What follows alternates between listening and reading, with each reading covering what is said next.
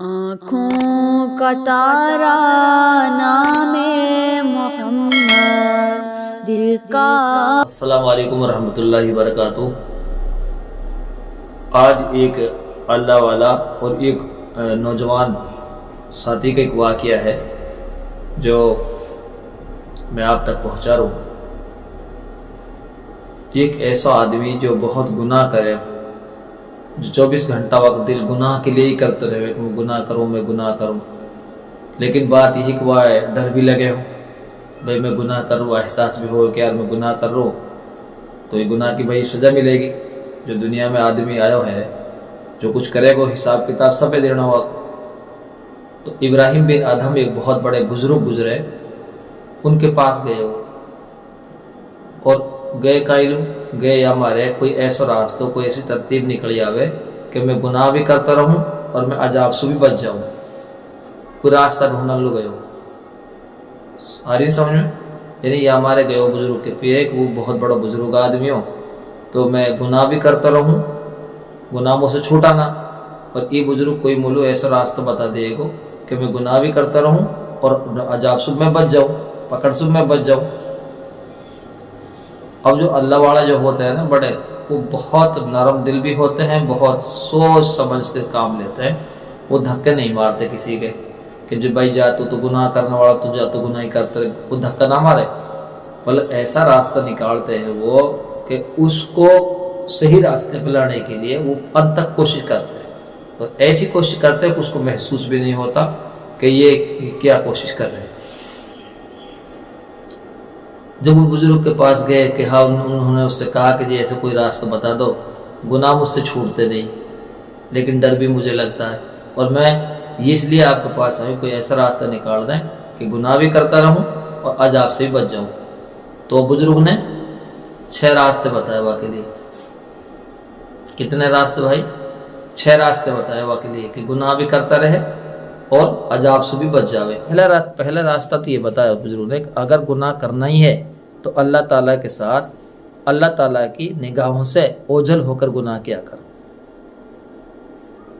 پہلی تجویز تو یہ بتائی بزرگ نے کہ اگر گناہ کرنا ہی ہے تو اللہ تعالیٰ کی نگاہوں سے اوجھل ہو کر یعنی دبک کر چھپ کر گناہ کا کیا کرو۔ اب وہ سوچتا رہ گیا کہ حضرت یہ کیسے ممکن ہو سکے، میں اللہ تعالیٰ کی نگاہ سے اوجھل ہو کر گناہ کیسے کروں، یہ تو ممکن نہیں، کوئی دوسرا راستہ بتا دو۔ اب اس بزرگ نے دوسرا راستہ بتایا۔ وہ دوسرا راستہ کیا تھا؟ فرمایا کہ تم رزق کھانا چھوڑ دو، تم رزق کھانا چھوڑ دو اور اللہ تعالیٰ سے کہہ دینا، جب اللہ تعالیٰ تمہارے گناہوں پر پکڑ کرے تو اللہ تعالیٰ سے کہہ دینا کہ میں نے تمہارا کھانا چھوڑ دیا تھا، میں نے تمہارا کھانا نہیں کھایا اور نہ تمہاری بات مانتا تھا۔ تو اس نے کہا کہ حضرت یہ کیسے ممکن ہے، میں کھانا چھوڑ دوں گا تو میں پھر زندہ کیسے رہوں گا؟ بھائی دیکھ لو بھائی، روزی رزق تو سب اسی کا ہی ہے، اب اس کے کھانے کو کھاتے ہو پھر گناہ بھی کرتے ہو، یہ تو تک نہیں ہے۔ اگر تم گناہ ہی کرنا چاہتے ہو تو کھانا چھوڑ دو، رزق چھوڑ دو، پھر اللہ سے کہہ دینا، جب اللہ پکڑ کریں گے پوچھیں گے گناہ کیوں کیا تو کہہ دینا اللہ میں نے تیرا کھانا سے نہیں کھایا۔ اس نے کہا کہ حضرت اگر کھانا چھوڑ دوں گا میں تو میں زندہ کیسے رہوں گا؟ اب اس نے پھر کہا حضرت کوئی اور راستہ بتا دو، یہ تو دونوں راستہ نہیں لگتے، تو ان دونوں راستوں سے میرا میڑ نہیں کھاتا۔ تو حضرت نے تیسرا راستہ بتایا۔ کیا تھا؟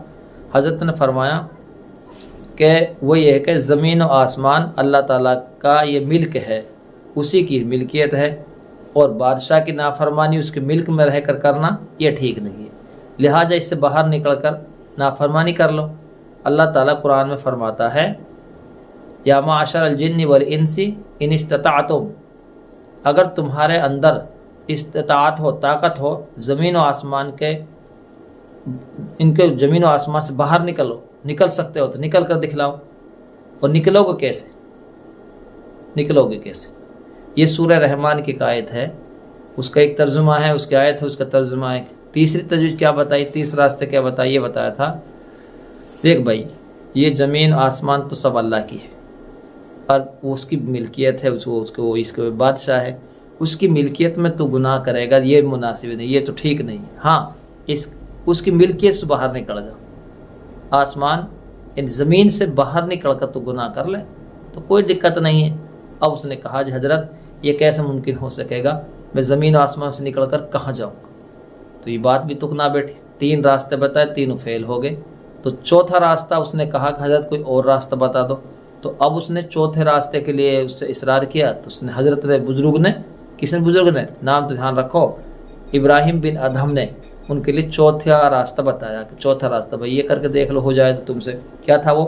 فرمان لگ اچھا پھر ایک طریقہ اور بتاتا ہوں، وہ یہ کہ جب ملک الموت آویں روح قبض کرنے کے لیے تو ان سے کہہ دینا تمہارا انتظار، تھوڑا انتظار کر لو۔ اس نے کہا کہ حضرت وہاں تو انتظار کا تصور بھی نہیں ہوتا، اذا جاء اجلہم فلا یستاخرون، یعنی جب چوتھی بات یہ بتائی کہ جب ملک الموت روح قبض کرنے کے لیے آوے تو ان سے کہہ دینا بھائی ابھی رک جا، ابھی نہیں چل رہا میں، ابھی ٹھہر جا۔ تو اس نے کہا کہ حضرت قرآن میں لکھا ہوا کہ 1 سیکنڈ آگے نہ 1 سیکنڈ پیچھے جب موت آتی ہے تو فوراً وہ روح قبض کر لی جاتی ہے، تو یہ تو ممکن نہیں ہے، یعنی میری بات کو کیسے مانے گا وہ؟ اس لیے کہ جب قرآن میں یہ چیزیں لکھ دی گئی ہے تو کیسے میری بات کو مانے گا وہ؟ تو یہ کتنی ہو گئی؟ 4 ترتیب بتائی اور چاروں ترتیبیں فیل ہو گئی۔ اب اس نے کہا کہ حضرت کچھ اور بتا دو، کوئی اور راستہ نکال دو، یہ تو چاروں فیل ہو گئی۔ تو کتنی 6 میں سے کتنے ہو گئی؟ 4 ہو گئی، 2 راستے اور ہیں۔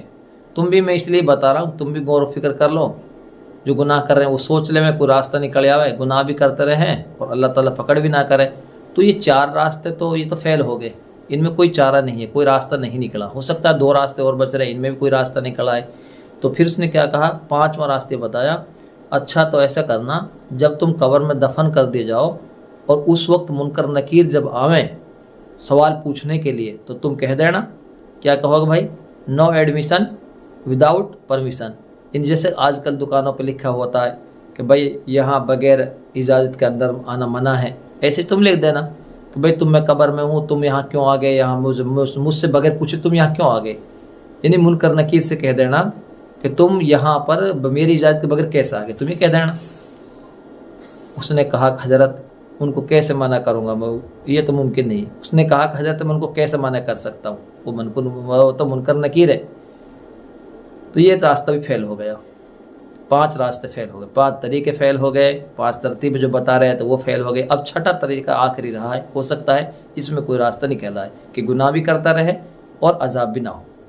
تو 6ٹھا راستے بتایا، اچھا بھائی ایک اور تدبیر ہے، وہ یہ ہے کہ جب قیامت کے دن تمہارے برے اعمالوں کو کھولا جائے گا اور پروردگار عالم فرشتوں کو حکم دیں گے کہ اس کو گھسیٹ کر تم جہنم میں ڈال دو، تو اس وقت تم ضد پر کھڑے ہو جانا کہ میں نہیں جاؤں گا۔ اس نے کہا کہ حضرت میری کیا حیثیت ہے فرشتوں کے سامنے کہ ضد کر کے میں کھڑا ہو جاؤں، میری تو کوئی حیثیت نہیں ہے۔ اب لوہا گرم تھا اور چوٹ لگنے کا وقت تھا۔ حضرت نے فرمایا، اے بھائی جب تیری حیثیت ہی کچھ نہیں ہے تو اتنے بڑے پروردگار کی نافرمانی کیوں کر رہا ہے؟ کہنے لگا، حضرت آج سے میں گناہوں سے توبہ کرتا ہوں اور آج کے بعد وعدہ کرتا ہوں کہ اپنے اللہ کی نافرمانی نہیں کروں گا، تو نہیں کروں گا۔